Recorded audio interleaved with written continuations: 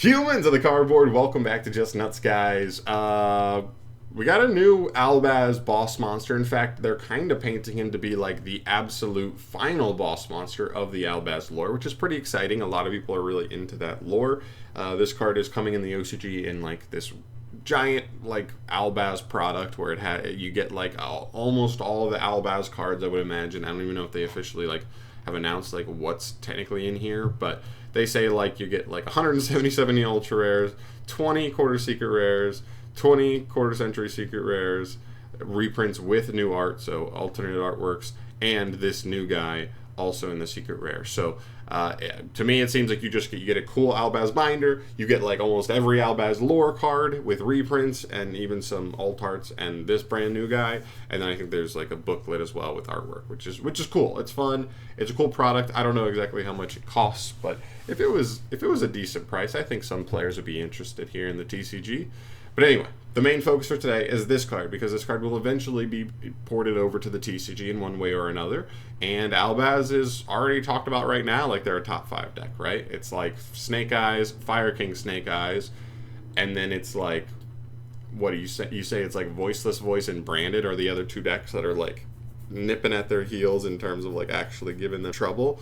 And everything else is just trying their best not to get drowned by those 4 decks. So let's see how this goes. Let's just talk about this last card because they're painting it as like the final boss monster. So I also wouldn't be surprised if we just don't see too much ALBAZ support for a minute now that this card is kind of being, shown in that light. All right, but let's get into it. This is Dogmatic Calamity ALBAZ system, so it does have Dogmatic in the name, which is interesting. It's a Dragon Fusion, of course. Dark level 8, 4,500 attack, 2,500 defense. He is a behemoth. Fallen of ALBAZ its materials are Fallen of ALBAZ plus 6 monsters in your graveyard with different names. Must be fusion summoned. So this is also like weird wording. You don't usually see a monster specifically say like it requires 6 monsters in your graveyard with a different name, because it doesn't say it. The way it's worded, I'm assuming this isn't the kind of card where it's like ABC Dragon Buster, where it says like you can banish. You can summon this card by banishing Fallen of ALBAZ plus 6 different. It's saying like you need to still have a fusion spell and do a like fusion summon that way, or some sort of fusion effect that would make use of cards in the graveyard. You cannot use monsters on field. So the setup here is a little bit tough because you got to get not only ALBAZ, which is super easy and branded.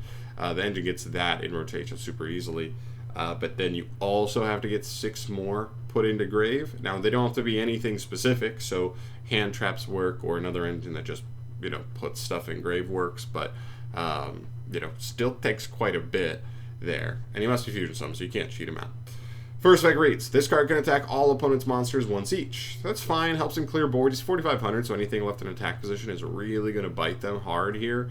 But most people are going to know you have this card. I wouldn't assume this card is like a super surprise when they summon it in a lot of scenarios. So, they probably won't have a ton of stuff in attack position, I would guess, but it is what it is. Second effect, you must send 1 card from your extra deck to the graveyard to declare an attack with this card. So even though this can attack everything, it does have to still send a card from extra, but that's pretty cool. I mean, listen, ALBAZ doesn't have, or like branded decks don't have a ton of extra deck space. They're pretty tight as far as I know, and so like something like Intis here or Malong are like interesting things to consider here, because they I believe would resolve, but like trigger and resolve before your attack actually goes through, because you have to send just to declare, so the attack's not even going through yet. They'd be able to bounce or pop a card. And potentially even pop the monster you were going to attack, and then make it so you don't even have to waste your attack on that. It's pretty funny. Plus all the ALBAZ, there's so many ALBAZ fusions that have decent effects in grave for like follow-up and stuff like that, so that's fine. But I would worry about like if we have to get 6 monsters in grave with different names already, there may be some extra cards in there just to even like fulfill that requirement to summon this, and then we gotta just like send just to like actually put pressure on our opponent. I feel like you could end up in a world where like your extra deck does get close, to just run and dry, but I think that's not the biggest concern. And the third effect, once per turn, if you control this fusion summoned monster and have 6 or more fusion monsters in your graveyard with different names that mention Fallen of Albaz as material, you can send all cards in both players' extra decks to the graveyard. Okay, so like a really dumb win condition here, just essentially an extra deck rip versus 90+% of the decks in the metagame. Like, that's an auto win, basically, if you resolve this going first, right?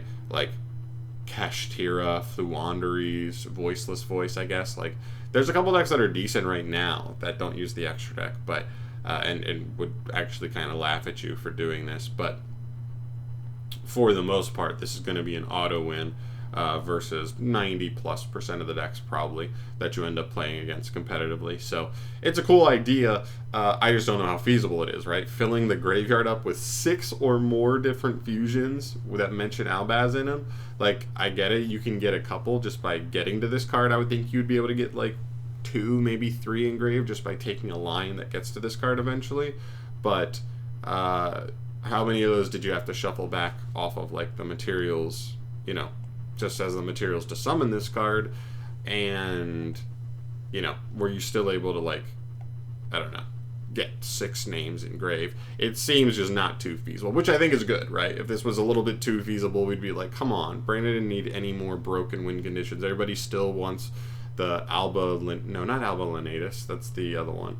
I don't remember his name. The white dragon that reborn stuff on your opponent's turn, so that way they can gimmick puppet you in weird ways. Everybody already wants that card banned because it's a dumb win condition, even though it's like not necessarily what makes the deck great. It just makes the deck degenerate in certain scenarios. So it's probably good that this card seems a little out of reach and this win condition unobtainable overall. So I'm probably okay with that. All in all, it's cool. To me, this card has the makings of like a big anime card. This gives me anime vibes all over. Like, it could be you could literally just put a new skin on this that says like it's a Blue Eyes White Dragon fusion kind of thing. But like big attacks multiple times, and then you just throw in like the lore skin of sends your extra deck cards to grave, and this archetype has a bunch of extra cards that get you value when they're sent, so like that makes sense. But I don't think it's going to have too much competitive viability. I just think a lot of what it needs to, what you need to set up to make this card worth it, is probably not easy enough to set up, especially not worthwhile to build your strategy around trying to get it set up. I think the Albaz deck, the branded deck, already has plenty of win conditions. You don't have to worry about messing around with this card, but it is cool for the lore. Hopefully you guys are interested in this. If you guys are just big lore guys, this may be like a big thing for you, but let me know your thoughts down below on this card overall. Yeah, I'm out of here for today. I am probably expecting more Infinite Forbidden news revealed later tonight, so stay tuned for that. Subscribe to the channel because we still have like 38 more cards to go for Infinite Forbidden in the next like 3 weeks. Very exciting. Less than 3 weeks, actually. And I will keep you updated on any news that drops between then. So, yeah, I'll see you guys in the next video. Thanks for watching. Peace.